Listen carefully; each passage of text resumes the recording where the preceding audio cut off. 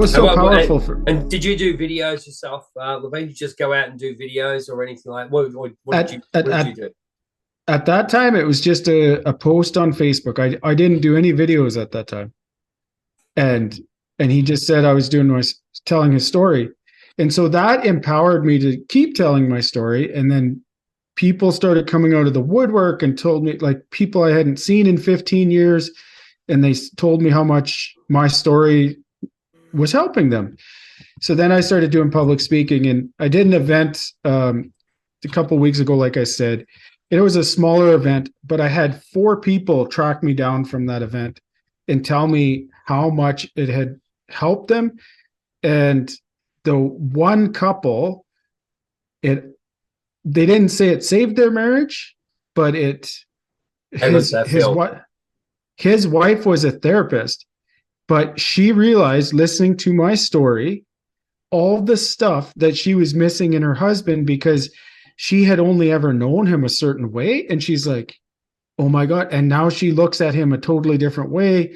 And, so it's so amazing. And all I had to do was go up and stand and talk for 20 minutes. Right. And so I love it. I love public speaking. I love coaching. I can tell. It's great. Yeah. Yeah.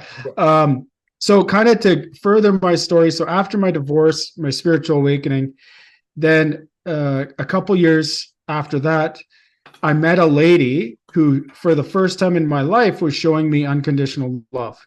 And how did you feel? Okay, I'm going to ask you right there. How does it feel? Did you accept it? I was a little skeptical at first. I know it's hard for me. I'm telling you. I kept waiting for the other shoe to drop. Yeah, I just right? No, like, I was like, hang on a minute, what's going on here? Yeah.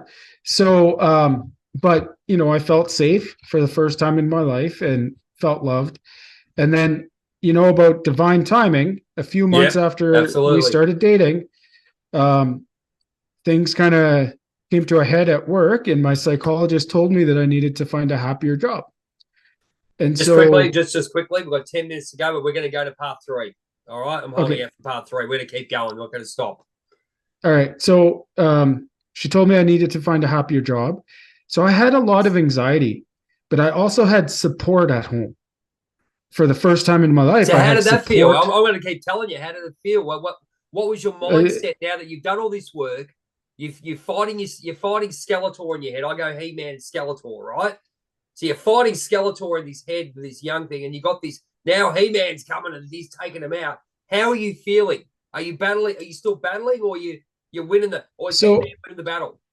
There was a lot of uncertainty about my future. So I was anxious, but I was safe and anxious. If that, and it doesn't even make sense. Because, well, you got no. Right? It does. Well, you still. I mean, we're going to be nervous if we still have the emotion.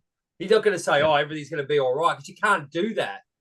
But it's how much emphasis you put on that. I know myself at the same time, how much emphasis you put on that. You can still have that emotion of, oh, hang on, I'm still going to work things out. I mean, that's normal every day. I mean, if you're not actually consciously thinking of things like that, you must be, you must seriously not no idea, really. Let's be honest.